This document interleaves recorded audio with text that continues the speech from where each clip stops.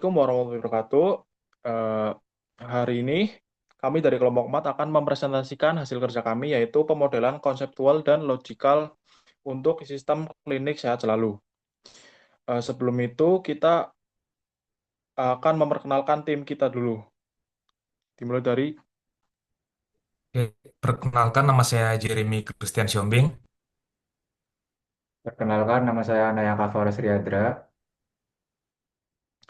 perkenalkan saya Oviandra Hoyrunisa.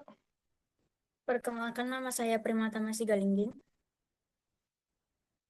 Oke, oke teman-teman kita akan masuk ke pendahuluan dan aturan bisnisnya. Next. Secara visi kami ingin membangun platform manajemen klinik yang terintegrasi penuh. Jadi semua proses mulai dari rekam medis sampai administrasi itu sudah digital, nggak manual lagi. Ruang lingkupnya juga cukup luas, mencakup perjalanan pasien dari awal daftar, penjadwalan dokter, proses pemeriksaan medis di dalam, sampai ke manajemen resep dan pembayaran yang mendukung berbagai metode. Next. Nah, sistem ini berjalan berdasarkan aturan bisnis yang jelas. Pertama, soal identitas. Tiap pasien wajib punya NORM dan NIK unik, supaya data medisnya itu nggak tertukar. Untuk pendaftaran, kita pakai sistem satu nomor antrean per poli, supaya lebih rapi. Di sisi pelayanan, semua pemeriksaan harus tercatat secara terintegrasi, mulai dari keluhan awal sampai diagnosa akhir. Dan untuk menjaga kualitas, dokter juga bertugas wajib punya STR dan SIP aktif, serta selalu didampingi oleh minimal satu perawat saat praktik. Next.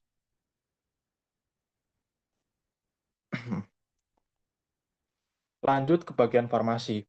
Sistem kami mencatat detail resep secara presisi, termasuk aturan pakai dan peringatan khusus obatnya.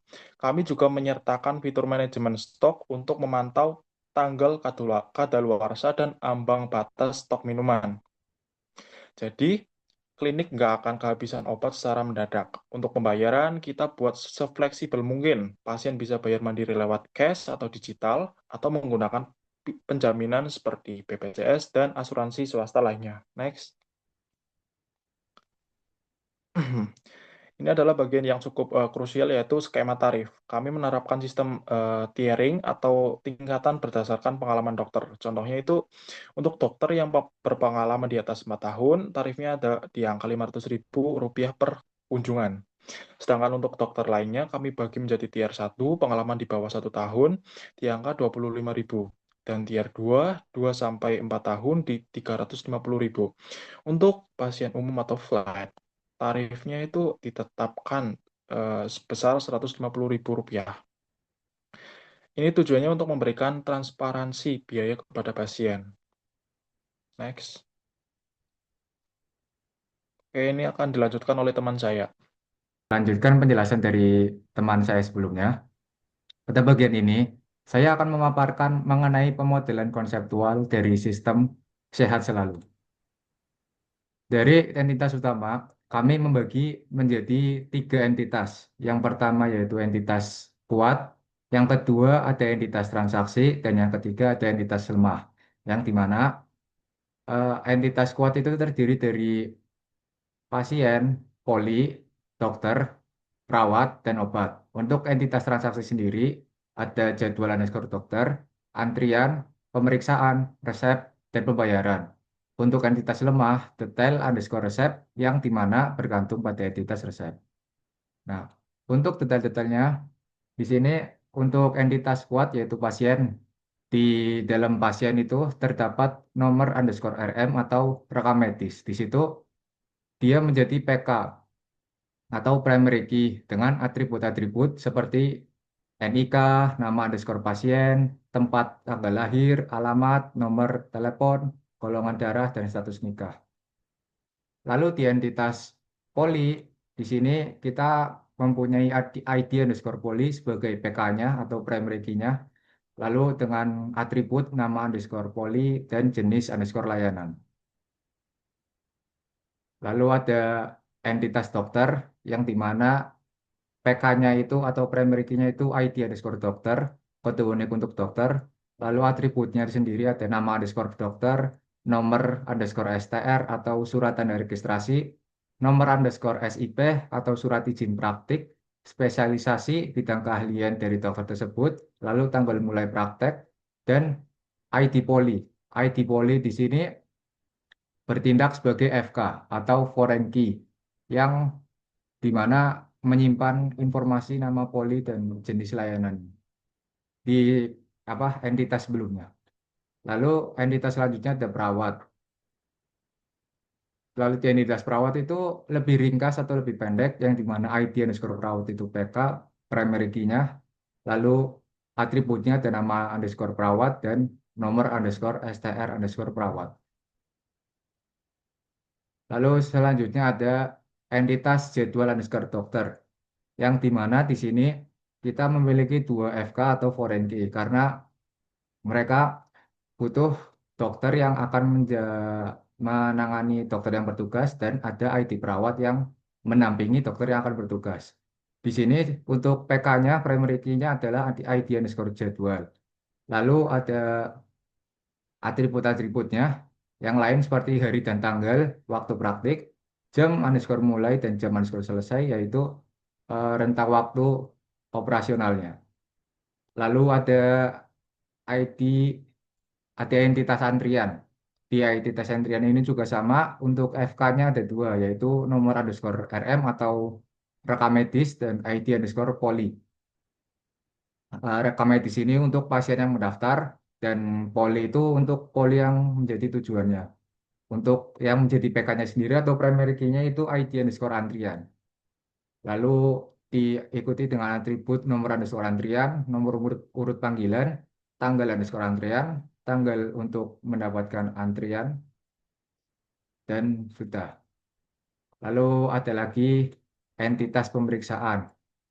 Di entitas pemeriksaan hanya ada PK, yaitu PK-nya ID underscore periksa. Lalu atributnya keluhan dan riwayat underscore penyakit, tensi dan berat badan, diagnosa, dan tindakan. Entitas selanjutnya ada obat. Di obat sendiri juga hanya ada 1, yaitu PK, primary key-nya, yaitu kode underscore obat, nama underscore obat. Nama underscore obat adalah atributnya, lalu harga underscore satuan per obatnya, stok yang tersedia, stok sekarang dan stok underscore minimal, lalu expired underscore date, tanggal kadaluarsa.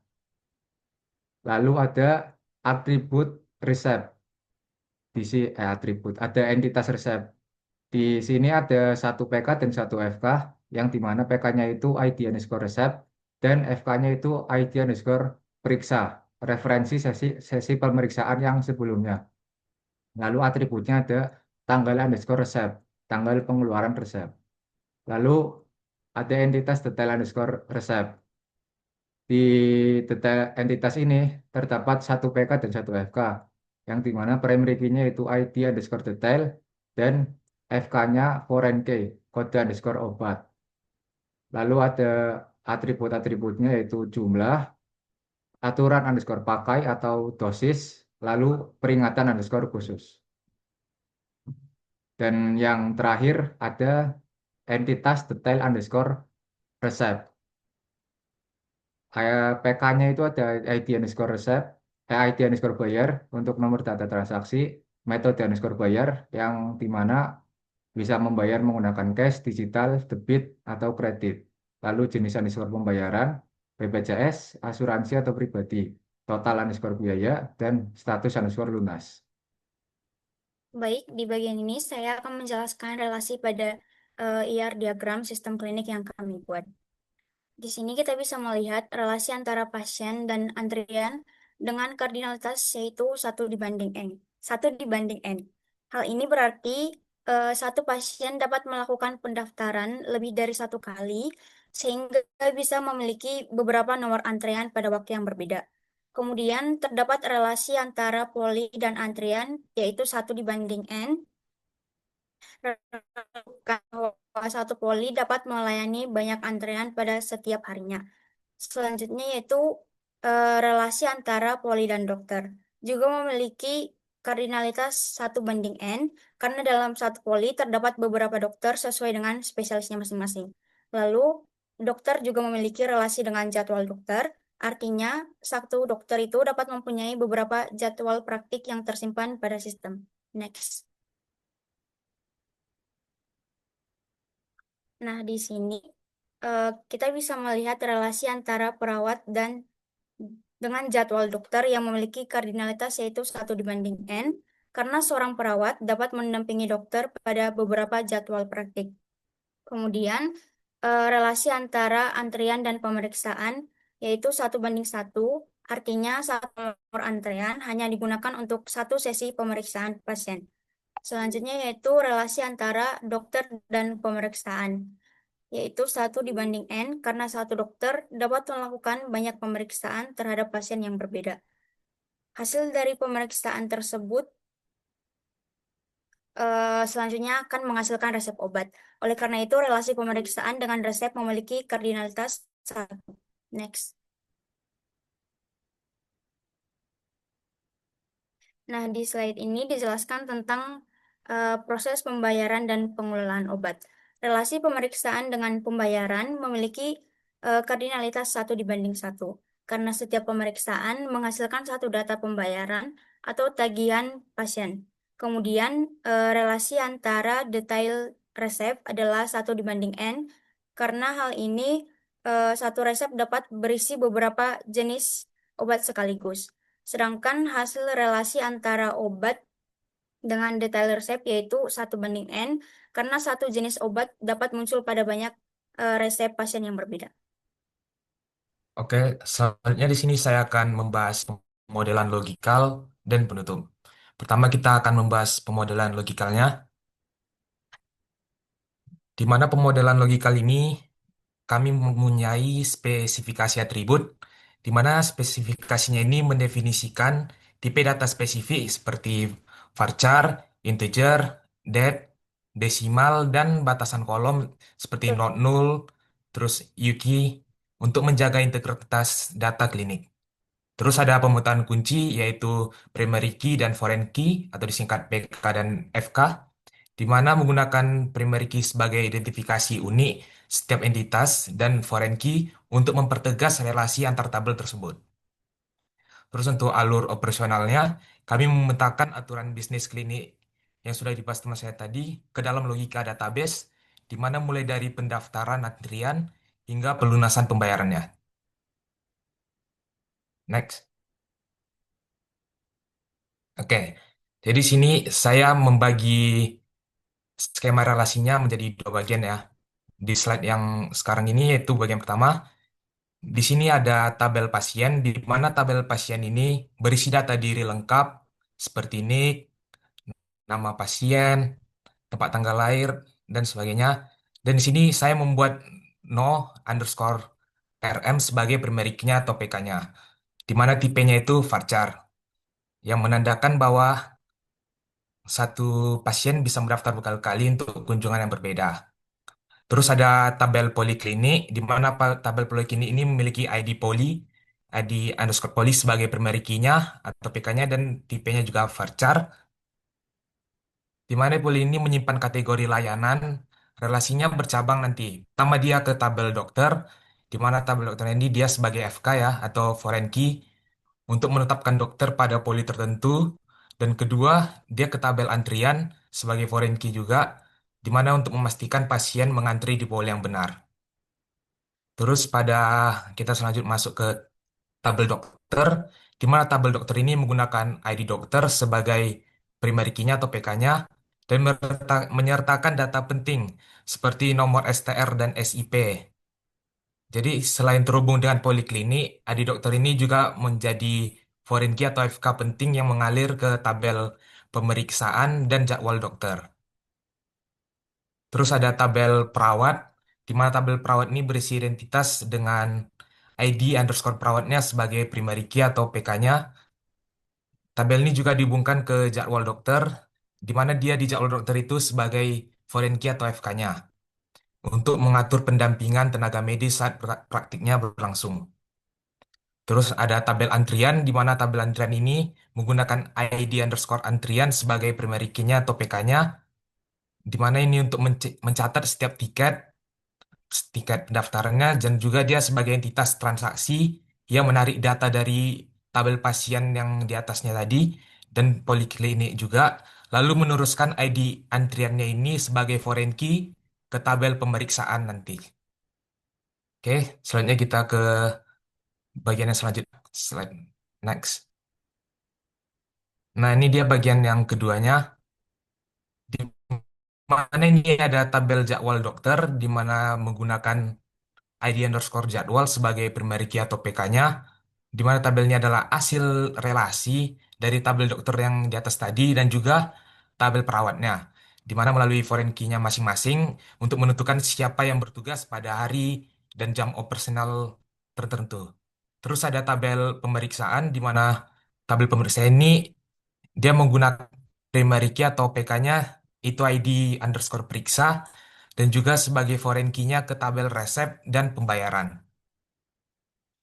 Terus ada tabel obat, di mana tabel obat ini dia primary key atau PK kode underscore obat, terus yang menyimpan informasi stok dan harga satuan, di mana kode obat ini dihubungkan ke tabel detail resep di bawahnya sebagai foreign key untuk merinci jenis obat yang diberikan kepada pasien.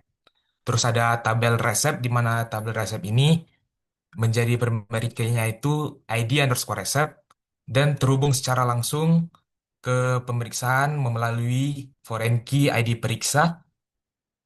Jadi PK ID resep ini kemudian dialirkan ke tabel detail resep yang di bawahnya itu.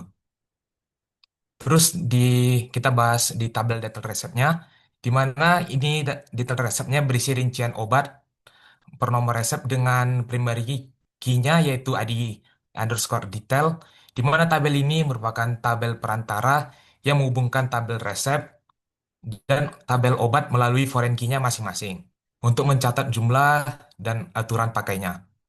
Terus yang terakhir ini ada tabel pembayaran, di mana tabel pembayaran ini yaitu untuk tahap akhir administrasinya, di mana primary key atau PK-nya itu ID underscore bayar. Dan tabel ini menarik foreign key ID underscore periksa tadi dari tabel pemeriksaan untuk memastikan bahwa total, total tagihan yang dibayar sesuai dengan layanan medis yang telah diterima pasien tersebut. Oke, selanjutnya kita akan ke bagian kesimpulannya. Oke, jadi berdasarkan hasil seluruh rangkaian pengerjaan tugas besar kami tadi, di sini kami telah menyelesaikan perancangan basis data untuk klinik sehat selalu. Untuk kesimpulan utamanya dari hasil pengerjaan kami, yang pertama ada representasi alur bisnis, di mana pemodelan yang kami buat ini, kami berhasil mengintegrasikannya seluruh operasional klinik tadi ke dalam sistem digital, di mana tadi mencakup registrasi, penjadwalan tenaga medis, hingga manajemen farmasi dan pembayaran multimetode. Selanjutnya ada ketepatan struktur konseptual, di mana dengan mengidentifikasikan 11 entitas tadi, kami memastikan bahwa setiap hubungan data seperti keterkaitan antara perawat pendamping dengan jadwal dokter terpetakan secara logis dalam IR diagramnya. Next. Selanjutnya ada keamanan dan integritas relasional, di mana transformasi dari diagram ke skema relasi telah dilengkapi dengan spesifikasi tipe data serta batasan kunci, itu tadi primary dan foreign key-nya, untuk menjamin konsistensi informasi medis di seluruh tabel tersebut. Terus ada dampak operasionalnya, di mana dampak operasional tadi kami merancang basis datanya yang terorganisasi ini menjadi langkah nyata dalam meningkatkan efisiensi administratifnya dan kualitas rekam medisnya. Sejalan dengan visi klinik untuk memberikan pelayanan kesehatan yang modern dan terukur. Terus secara keseluruhannya, proyek ini telah menghasilkan kerangka database yang solid dan siap menjadi basis pengembangan aplikasi pengelolaan klinik di masa mendatang.